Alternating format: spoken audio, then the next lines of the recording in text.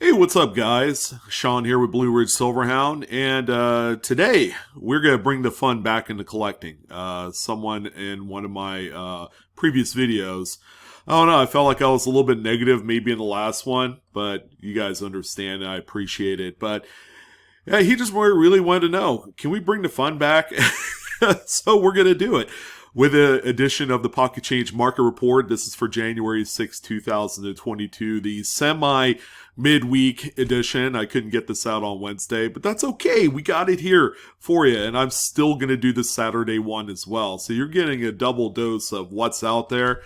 People are finding some pretty legit stuff, not only through going through, like their piggy bank, or perhaps going to the bank and picking up some of these coin rolls you hear so much about. I think there's still a thing, if you're able to find it. Best of luck to you, by the way, if you are searchers of that stuff. I know it can be a little tough to find. But also, folks are cherry-picking local coin shops, dealers. Are also cherry-picking eBay to an extent. That always seems to be one of the hot kind of marketplaces to look for unnoticed errors and varieties. Whatever you decide to do, you're going to be adding some pretty cool stuff to your collection, or you're going to be finding stuff that you could flip and make some money on, right? That's why we're here. What's out there? What's being found? Well, I got another one here for you, and we have some previously big, hot 2021 coins to talk about. In addition, I also wanted to take a little time, as we get to them, to discuss coin lots and how those can be impactful as a cherry picking opportunity for a lot of folks like you or I. But without further blabbering on, let's go ahead and jump right in. Thank you guys again for your support through all of my videos. Let's go ahead and jump right into the first coin here. We have a 1990 Lincoln Memorial Cent. This one is off center by about 40%, give or take. It's not a, exact science on how to measure the off-center nature of these coins, but we're going to go with 40%. It sounded good, and it just rolls right off the tongue. But this one's in pretty nice shape. Of course, this is coming from the copper-coated zinc era, so you're going to get some of that exposed zinc on these type of errors because you have some breakaway of that copper coating on these, which is quite normal, especially around the devices and things like that. You can see it there on the reverse. What's cool is you don't see a corrosion happening in these areas.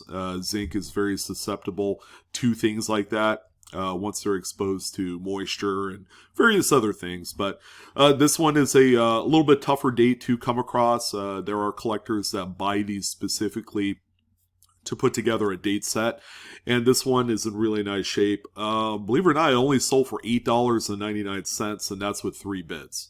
So, this one sold this morning of this video. The next one that we have here, this is actually a neat one. I think I've talked about this particular coin on a few occasions, but we have a 2016 P. It's a Philadelphia minted coin. This is the Theodore Roosevelt National Park quarter. This one is in pretty decent shape. It's got a few nicks and scratches on there. So it's not perfect by any stretch. It's not a high grade either, but what we have here is that really cool die chip on the top of good old Teddy Roosevelt's pioneer bearing hat that goes all the way to the inner rim. From where the relief kind of goes up a little, where the incuse lettering is. But yeah, make sure you check out a lot of these Philadelphia minted coins. We have a few of them on the list. For things like die chips, there's quite a few of them, and believe it or not, 3 years ago, these things were not really worth a whole lot of money, but now people are collecting them by progression or collecting them by date. There's a couple different ways that people are really approaching this particular kind of collecting from a budgeting standpoint, which, in turn makes them worth a little bit more money than they used to. This particular coin sold for $9.98. That's nearly 40 times your money. 40 quarters for 1 quarter is not bad when you look at it that way. And here's another one right here, this time a 2015 Homestead quarter. Again, this is a Philadelphia minted example. For those of you on the East Coast, you have a virtual kind of treasure hunt happening over there with not only errors but varieties as well. But this one right here is the aforementioned snow on the roof error type with those little die chips that form right on top of the roof of that building on the reverse of the coin. Always a fan favorite, especially when you get to the later stage type of progression of these die chips, and when you have them on both sides of the roof, they're even more special. But believe it or not, would you guys believe that this sold for $24.45? Neither did I, because these things never sold for that kind of money back when they first released. So a pretty welcome sight, knowing that if you did find a few of these, you know, you could get a few bucks for them. And of course, the one coin, the quarter that shook the collective error scene by storm last year in 2021. The final National Park quarter, Tuskegee Airmen. As you guys know, the strike-through burning building error is really cool. And even to this day, yeah, they've gone down just a shade as far as value. But make no mistake, these are still, you know, a huge target with roll hunters. And this one, again, another Philadelphia minted example. I mean, Philadelphia mints quality control is not great, all right? And that's really a boon for us treasure seekers out there. But you can see the plane strike through on that building on the reverse of the quarter. There's also other examples that exhibit a little bit smaller strike through that appears to be, you know, like a bomb or a missile coming off the plane. I think that's really neat. This particular example sold in a traditional auction format for $100.02, and that's with 14 bids. So still a really nice, very valuable coin. I would gladly trade this up for a C note all day long. And we also have another quarter here. Now, this is a coin that you wouldn't typically look for, all right? And I think I could speak for a lot of people that do, you know, that go through many rolls of coins, that finding rotated die errors are probably some of the most just hair pulling type of things that you could do, because the idea with coin roll hunting is not only are you checking for those varieties and various errors, but if you're really deeply invested in looking for a rotated die error, you're also flipping that coin over 180, north south, between your two fingers. I hope that makes sense. You gotta flip the coin somehow to determine if there is truly a rotated die issue. But this one is a counterclockwise rotated die error. It doesn't look like much. It really doesn't. It's probably about maybe 15 degrees tops as far as the rotation. But, there are collectors of these. And these are probably known as being some of the more scarce errors that you could come across. This particular example sold for $18.49, and that's with 6 bids. So, again, it's not nothing, and it's still a worthwhile find. Now, here's a 1982 large date. This one is a Lincoln cent that struck off center by about 60%. Now, this is a large date copper, all right? But in any event, this is probably a coin that's made for a date set. It's a little bit tougher. Don't know if it's a Denver or Philadelphia. We'll just assume it's a Philadelphia to kind of keep on theme with the show. But this one right here, a best offer was accepted. The original asking price with shipping was $44.44. I don't know how much it sold for. I couldn't get any information on TerraPeak. So, maybe you guys could check it out. But I would imagine it sold for around probably 25 to 30 bucks based off of previous sales of this type of coin. And then here's the first of one of the many lots we're going to talk about today. We have a pair of early 70s single clip coins. All right, so we got 2 curved clip coins right here. One is a 1970S, that is a large date, and then we have a 71S as well. Now, singular clips are not worth a whole lot of money on their own. Okay, somewhere $1 to $2, maybe $3, depending on the date. Is par for the course. But if you need to sell these and you have a number of them, try selling them as a lot. You might be surprised. This 2 coin lot right here sold for $10.98, which is a pretty good deal considering that these are probably a couple of probably a little bit more tougher, not exactly rare or anything like that, but tougher dates to find this type of error. So pretty nice. Again, these coins are pretty well circulated and they're not without their issues. They both have, quite a few carbon spots, which is a type of corrosion on these. Now this one is awfully clean. This is a 1995 Lincoln Memorial Cent. As you guys know, the big double die obverse variety is the one to look for. And this is exactly what we're seeing here. This is also referred to as the FS101. In the Cherry Picker's Guide, the coin is an absolutely beautiful red specimen. Upon closer examination, you have that wild doubling on not only the word liberty, but also the motto, "In God We Trust." So these close-ups help represent exactly what you're looking for. Again, this is an incredibly common variety, and they sell, raw for between $20 and $60 depending on grade and depending on the week. Obviously if you sold something like this during the middle of the day or on a Friday, toward the weekend when everybody gets paid, then you'll probably end up achieving a little bit more money off of this variety. But still pretty nice. This one ended up selling for $51 through 34 bids. Outstanding.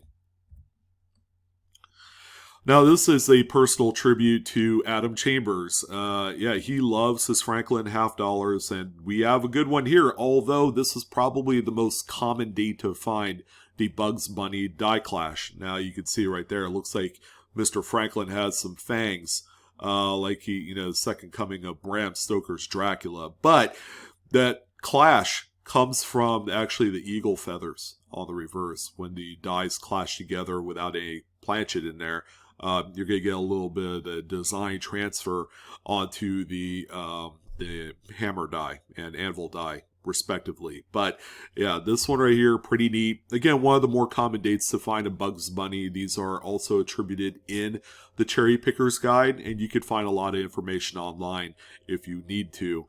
This particular coin right here, not bad. Sold for $28.50.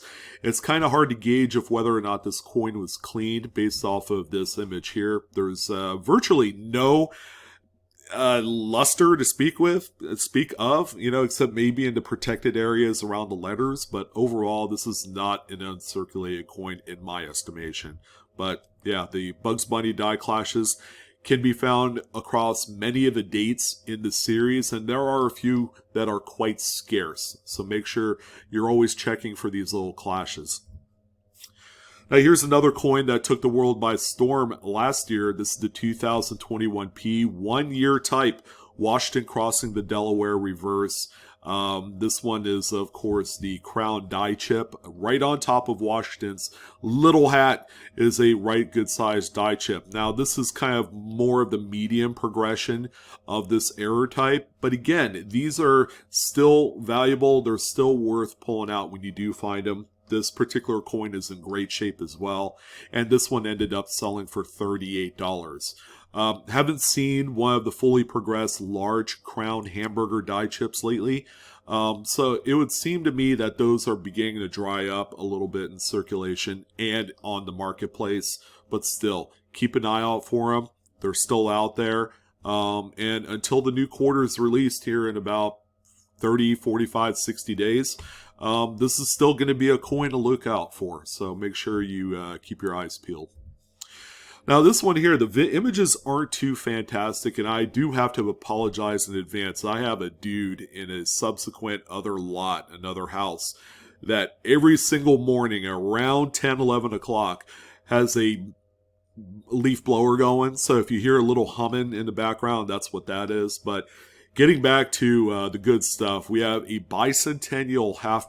This is a Denver minted coin as well with a pretty sizable curved clip. Again, bicentennial coinage with any sort of type of error on it is generally desired. And it could be as minor as a strike through. We've seen some of those sell for $5 to $10.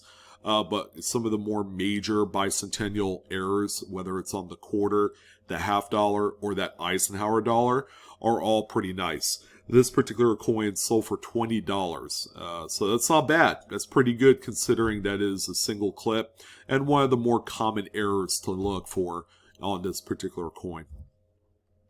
We have another singular clip, this time on the Statehood Quarter series. We got two of them back to back. First of all, 2005P Oregon State Quarter with a singular clip, and it's in pretty decent shape. This one looks like it's circulated a little bit as well, and you can imagine pulling one of these out. Some people will look at it and say, yeah, that's damaged, you know, especially the people that don't quite know a whole lot about numismatics or the error part of it. But this one right here, really cool score, sold for $22.63.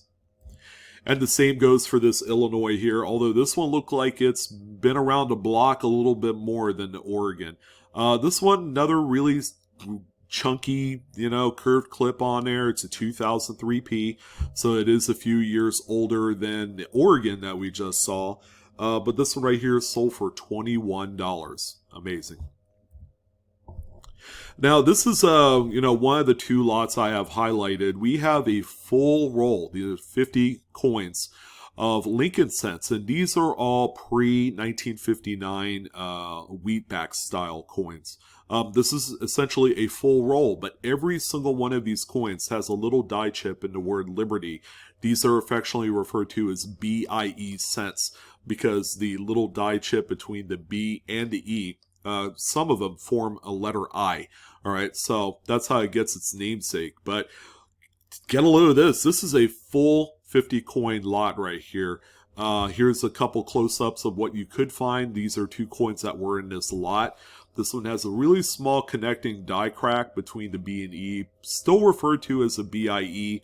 But there are also some coins that have other die cracks forming a couple of other letters in the word Liberty. Not nearly as desired, but they are also collected. There are people that actually collect these by the type. This one also has a really sizable die chip in the 9, so that's worth mentioning. And I believe this is an RPM. I think that might be RPM number 1 or number 2. But this 54S is also an RPM, so someone got a little bit of a bonus out of this one. This 50 coin lot, ladies and gentlemen, sold for $94.08 through 17 bids. So a traditional auction format, and what do I tell you guys? Check out for the lots. They're priced way under what they deserve to be, because right now, BIE cents, especially for some of the more common dates, have been going for between $5 and $10 on the secondary market. You see me talk about it here recently. So let's say on the low end, you have 50 coins and they're worth $5 a piece. If you were able to buy this lot, you could essentially list every single coin on their own as their own separate lot, put it as a buy it now for $5.99, and then you will make about, 2.5 times your money? Because obviously you're going to spend $100 on this particular lot, but at the end of the day, once you sell through all the coins, you'll make $250. All right, so your net profit is going to be somewhere around, after fees and all that, about $110, somewhere around there. So that's not too bad. That's worthwhile in all this. But yeah, these lots, man, pose a huge opportunity for someone that's willing to do a little bit of work to make some extra money. And then here's the other one right here too that I feel like I was floored when I saw this one. But this is a lot of 47, mostly varieties. There's a lot of doubled dies, a lot of stuff that you see on coppercoins.com, a lot of Wexler double dies. This thing is a dream lot for a flipper. And 47 coins total, only sold for $165, and that's with 37 bids, which puts it at about $3.25 a coin, which is nothing considering what you have here. So this is some of the close-ups that the seller had put up that I'll kind of walk you through. I mean, check out all the double dies. That 1935 on the top right corner is a DDO number 1. It's the FS101. That coin by itself in that condition would easily sell for about $25. Okay, so I mean, that's one case there. But if you look and read through all of the various attributions, you have a nickel in there as well. Lots of RPMs, RPM 1 and 57D, RPM 6. There was a 59 right there, which is RPM number 1. That's the triple D. That's a FS cherry picker's guide variety. So is the 56D, bottom left corner. I mean, just in this one quadrant of this lot, this is about $100, if not more. When we get to the next lot right here, the next corner of this lot, you're going to see a lot more doubled dies. And note the condition of these coins. A lot of the coins are mint state, all right? You're really not missing a whole lot here. I mean, you are going to have to put in the work and actually list these individually, but guys, if you could obtain $5 to $20 to $25 a coin, at the end of the day, you will have 3x, 4x your money with lots like this. Generally, with lots, they sell for a lot cheaper money because that seller doesn't want to put in the work to sell them individually. And that's fine. Okay, no knocking that. That's just, something that if you don't have the time to do that, then this is fair. You could certainly do this. I will note that the seller did a fantastic job of just writing down all the information on each one of these flips, which gives the seller some insight as to what they're receiving. Check out the middle row right there with the clipped planchet 41, 44, and the 54. Those are coins by themselves that are $5 to $10 a piece, if not more, because they're an earlier date. And then here's the last quadrant of this particular lot. You can see a lot more errors. Of course, this particular listing is like a good, healthy 50-50 mix of errors and varieties. I just see dollar bills all day long. And these are lots that I have bought in the past with really good success. Again, if you put in the work, this is something you could do, work from home. You have a really good USB microscope to get in close. I mean, this is going to be something that will pay off dividends real soon. But yeah, $165, 37 bids. I'm surprised they didn't go up higher than that because this is easily a $400 to $500 lot. Now we do have a 2000p Sacagawea dollar. This is, of course, the Wounded Eagle or Speared Eagle reverse. This no close-up on this one. This was from a different seller, but you could see the die gouge. There's actually 2 die gouges on the reverse that goes through the breast feathers of the eagle there on the reverse. This is also FS 901 in the Cherry Picker's Guide, so it's a very well-established variety. This one right here sold for $84. Not too bad considering its condition. Now, one of my favorite sellers on eBay, we have Coins and Cards that offered up this 1864 2-cent piece with the small motto. Oh yes, this is a good one. Now, it's a very rare and very expensive coin, especially problem-free and high grades, where you actually have "In God We Trust." Fully bold, fully struck, and with virtually no wear. I mean, this one's pretty good, but keep in mind, if you look at the front of the coin, there's a lot of corrosion here. All right, so the coin is not without problems. This is not something that you could send off to PCGS or NGC and expect to come back a clean graded coin. This will obviously be a corroded details coin through a grading company. So aside from that, it's a really good type piece with lots of meat on the details. But yeah, this is one that constantly gets cherry picked, not only at coin shops, believe it or not. There are coin shops that overlook stuff like this, but also on eBay as well. So make sure you're looking out for coins like this. This particular example sold for $328.51 with 22 bids. So a lot of activity. The market knows what it's looking at with this coin. And then here's another one here. This is instead a nickel, 1868 5-cent shield nickel. This one is a really crazy doubled die obverse. Now, this one, if you look at the coin in question, you can see the doubled kind of eyelet right here, the doubled cross, and all the leaves are doubled. I mean, this thing is quite strong, but keep in mind, this is also a very corroded coin. That's why it's brown in color. You have pitting on the reverse. This thing was probably buried in the ground for a number of years. But it does have a very distinguishable die crack.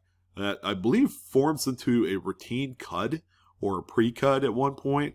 I mean, this thing has loads and loads of personality, and I don't know. I felt like that this didn't sell for quite what I thought the market deserved on it, and it was sold by a established eBay seller, Tropical Bats 4, who's, I believe he's also on some of the forum chat pages.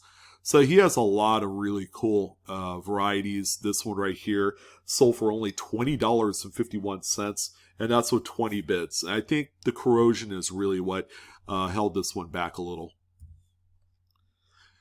Now this one's not pretty. This is your standard run-of-the-mill cherry pick from a bargain bin at a coin shop. It's a 1919, and yes, you could kind of read the date there. S, San Francisco Minted Buffalo Nickel. This one has a lamination on the obverse. You can see that crack that goes through the buffalo's head. Laminations are really common on Buffalo nickels, but yet they still manage to sell for a pretty decent premium on the secondary market. But that's only because people collect these by date. This particular example sold for 20 bucks. And that's fantastic considering that the coin is probably worth about 50 cents in this grade, which is about a net kind of good 6. You know, coin looks like it's been cleaned as well.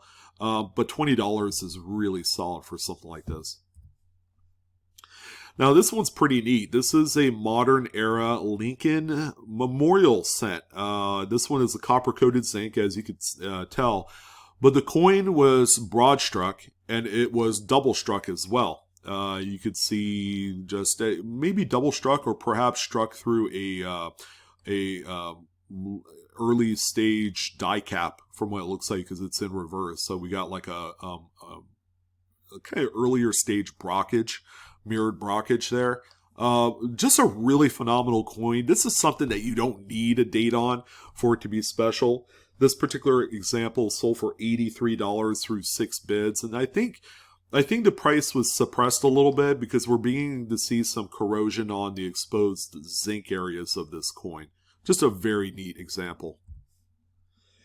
Here's a partial dated, and I believe the seller had tabbed this as a 1997. You have just barely enough of the 7 to discern that that is indeed a 7. Or it could be a 2, I guess. I don't know. It's either one of the two dates. But we'll just use 1997. This is a seldom seen date for an off-center strike. This one's off-center by about 20%. And this example sold for $15.50 with 16 bids. Pretty nice coin. Another good variety for those of you that search through Lincoln Wheat Cent lots. 1938S Lincoln Wheat Cent is indeed the RPM. This is RPM number 1, if I'm not mistaken, and it's the secondary S is north of the primary, so you can see that top loop of the S right there. So nice repunchment mark, and the coin is in phenomenal shape. You know, probably like an XF40.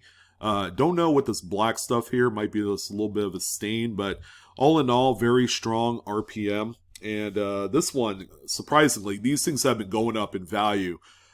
These used to be 10, 20 bucks raw in this condition. This one sold for $46.95, and that's with 17 bids.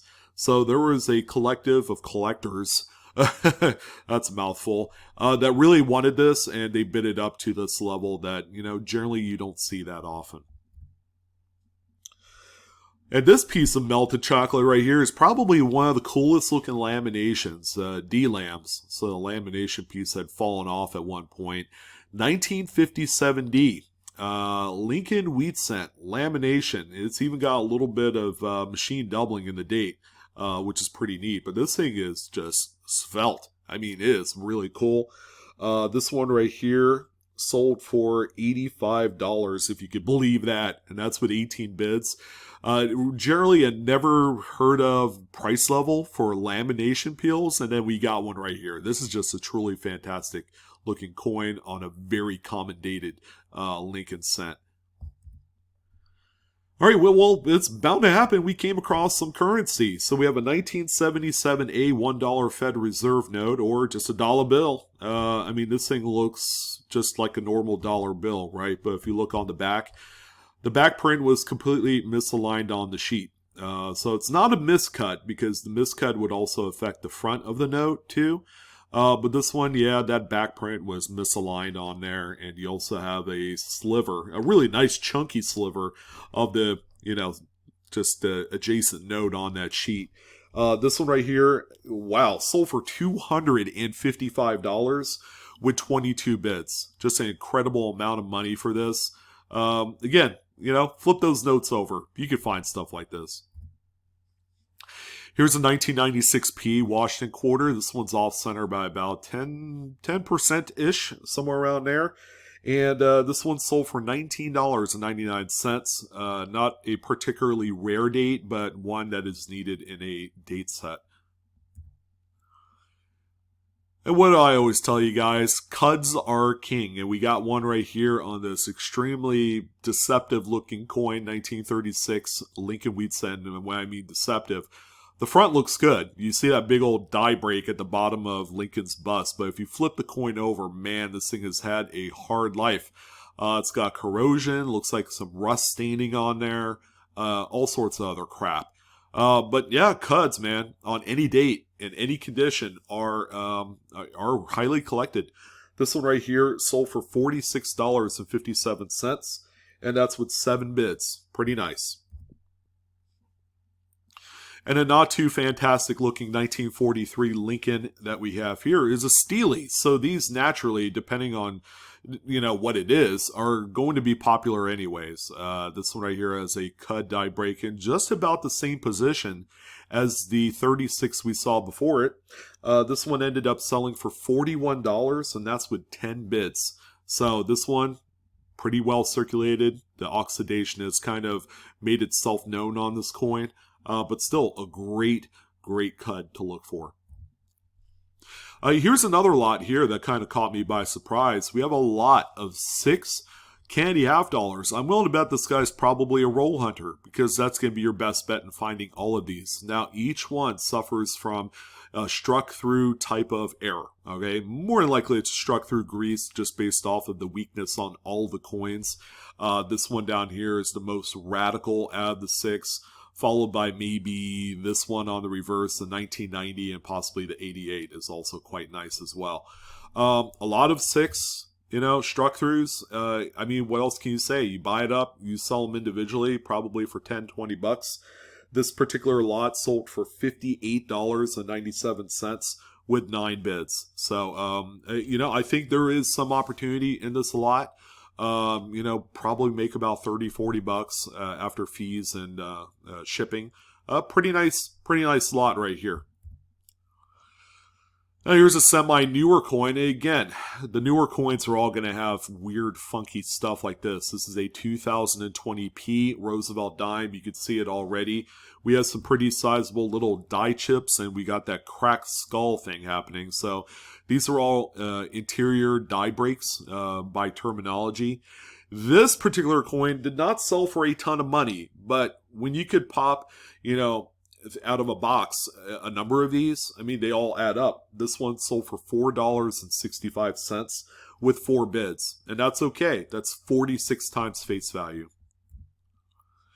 And we do have another dollar bill, and I'm willing to bet that probably half of you are going to overlook something like this. This is a 1977 $1 bill, and this is indeed a back-to-front wet ink transfer. You can see it there on the very left of the note, overlapping the design, and again, pretty easy to miss because it's all tangled up in that area. This note has circulated a good deal, and it shows. The back of the note is going to be in great shape on this one. I don't have the back of the note because we're at the next note here. But that back to front offset sold for $33 with 22 bids. And then now we have a 2001 $1 bill. Man, this thing is so minor, it's not even funny. But we have a little bit of a misaligned third print. You see the green district seal is a little bit lower than the word 1. Generally, that's pretty well centered. And you can see the serial number is right there on the very skim of Washington, D.C. on the front of the bill. It's very minor, but still something to keep an eye out for. And this is on a much newer note than the previous one. Sold for $27.59 with 4 bids. Outstanding note and pretty well circulated. There's a back of the note. Hey, we have a back of the note image for this one.